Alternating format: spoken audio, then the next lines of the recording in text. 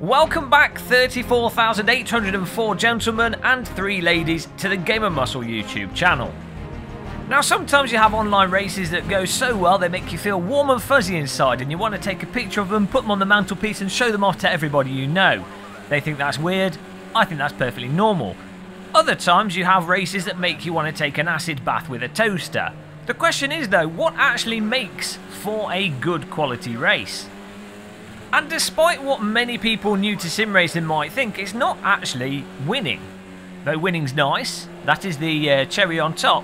And certainly there's a huge amount of satisfaction if you spent a lot of time practicing a track, developing a setup, putting in the effort and then having that effort come to fruition with a victory. That's nice, that's a good reward, but it doesn't necessarily denote a fun race. And many of the more enjoyable, the most enjoyable races I've had have actually ended up with me finishing in 3rd, 4th or even 5th place. Of course I never finished below 5th place, I'm just too good. And what actually made the racing fun wasn't the end resulting position, but the battle for the position we got and the context of the race as a whole. Very much in the same way that a football match that goes 5-0 to one team is rather dull to watch, so is a race where you just lead from the front, which, you know, for me happens most of the time. That's just not exciting. What is exciting is battling your way through the field, side-by-side racing, having someone that has the skill to overtake you, you have to take that back, and having a constant dialogue between the different competitors that are sharing the racetrack with you. And therein lies the first core base ingredient of what makes a race fun, and that is sharing the racetrack.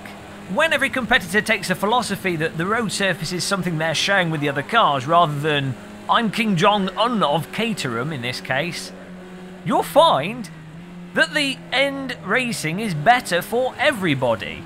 It's rather like if you have a big cake and you eat it all yourself. Initially it's satisfying and you enjoy all those calories, all that butter, all that sugar. I could do with some cake. But initially you enjoy it and it's fantastic, but eventually you'll feel sick, unfulfilled and regretting your life choices. Bob also hates you because you've just eaten his birthday cake. And I can tell you, if you constantly ram people off the track and barge your way through and treat the circuit as your own birthday cake, then not only will it feel like playing Forza online, but rather ironically, you're actually depriving yourself from close racing, because if you take someone out, you've no longer got someone to put pressure on you and keep the racing interesting. And pressure is our second ingredient. That was a double combo super mega kill segue there. Pressure from either the car behind or the car in front, or the pressure that you're putting on people. Pressure, in my opinion, is one of the core foundational cruxes of what makes racing enjoyable. And I can't think of any other activity where you have such sustained pressure for such long periods of time. Typically with something like poker, for example, you might have a high pressure hand, but the difference with driving is that the pressure is there whilst you're constantly putting input and constantly trying to do something with very high precision, which then sort of feeds back into the pressure, and you'll have sweaty palms, your bum will be clenched onto your racing seat, unless of course you finish and happen to live inside of a refrigerator. They seem to be immune to any pressure. It's a genetic advantage that I'm rather jealous of. Wah. But what is it that enables pressure? It's driving with people of a similar rank and skill level to you.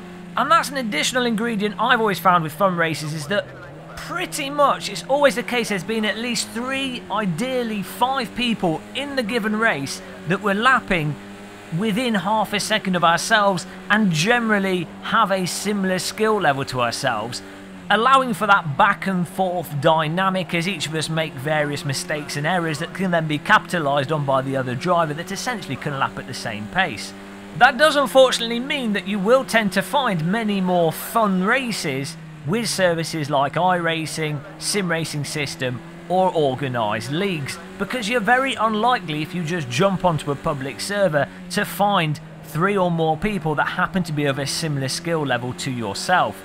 It also unfortunately means that if you're doing more casual racing, should someone be able to develop a setup that is definitively a lot faster than the default setups that are available to people that maybe have less time and have just jumped in, and people are unwilling to share setups to help people learn what actually is a fast setup, all that's going to do is just detract from the chance of having fun racing. Crucially, to increase the number of fun races available to people, I think it's really up to developers to increase the ease of setup sharing. Just copy Live for Speed, they did it 300 years ago very well indeed, but also to have matchmaking and ranking by default.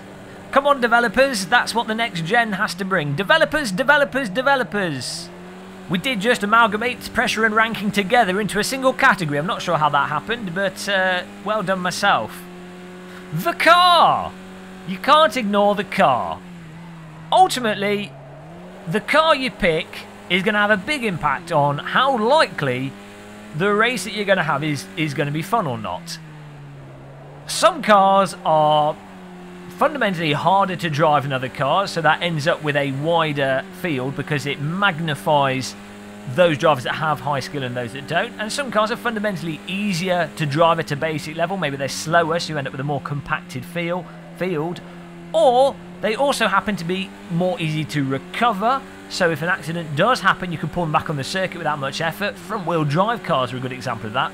Hence why the Clio Cup, or when you watch the BTCC or any front-wheel drive race series in real life, the driving is pretty much always door-to-door or more car-in-car door racing action.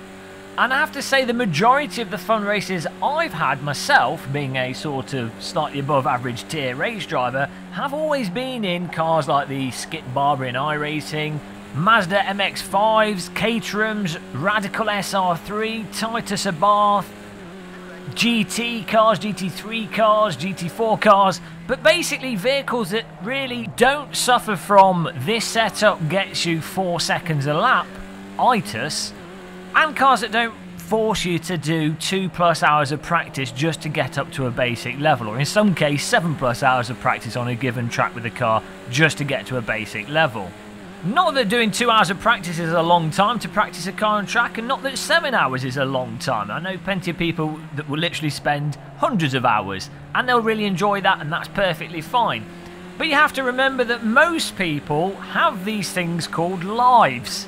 I know it's absurd, but you know, they have families, children, and they can't dedicate huge amounts of time to pushing a virtual car around a virtual racetrack. I know it's ridiculous, they need to show more dedication, at least lock the children under the stairs, get some peace and quiet and get on that sim rig. It's pathetic really, more dedication required. But as I say, sometimes they just can't get that time, and as a result, having cars that you can jump into and be on it within a very short period of time, or at least cars that have reasonably transferable skills from car to car, will mean that you have more people that are up to pace, and therefore more people to have close racing with, which then produces more fun races. Cars that are definitely worth looking out for as well are ones that have ginormous draft potential. A perfect example would be the Radical SR3 in Project Cars 2, which once you're within 8 or so metres of the car in front, you will be sucked towards it like an ant into an industrial hoover. This of course acts as a natural catch-up mechanic that's a lot better than the blue shell in Mario Kart, not only helping compact the field, but also producing epic race finishes where really low-skilled drivers that we might race with in our live streams, for example, could pip us to second place, ruining the evening. Not forgotten that, Dandy Highwayman, not forgotten that at all. So I'd say the car is crucially important to fun racing. You can get fun racing with any car, but if you pick the right car, the chances of a fun race go up 100-fold, especially for those of you that aren't machines or simply don't want to dedicate your life to sim racing. And the final key ingredient of what makes a race fun is, of course, the circuit. Because in many ways, though you are sharing the racetrack with everybody else and trying to put pressure on other people, as well as driving the correct car, ultimately you are really racing yourself and your ability to improve your lap times on the given racetrack. For me, though it's satisfying getting a good qualifying lap time or doing a good hot lap offline, nothing beats the satisfaction that comes from knocking out an absolutely superb lap whilst under pressure and whilst being pushed by other drivers on the circuit that are with you. At the end of the day, you can't necessarily be as good as other drivers and you can't really change how other people drive, but you can always improve yourself and you can always improve on the battle against the racetrack. And as it is written in the Holy Book of Muscle, everybody is aware that Donington and Brands Hatch are the only two circuits worth driving in the world. So if you pick those and race on those, you're guaranteed to have a fun race. Even if you're titwinkled in T1, you can appreciate the beautiful lawns and the glorious cloudy rainy sky that's not found on other circuits around the world to the same extent.